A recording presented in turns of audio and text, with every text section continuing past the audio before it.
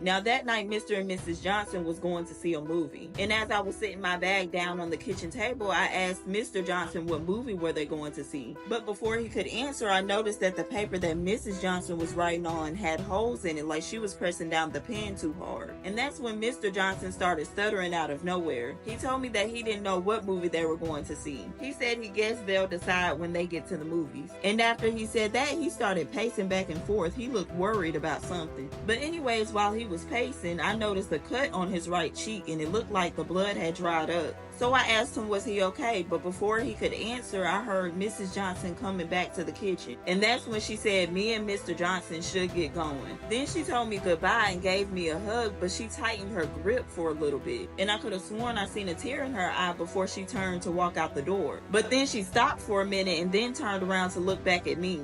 And she started to say something else, but then her husband grabbed her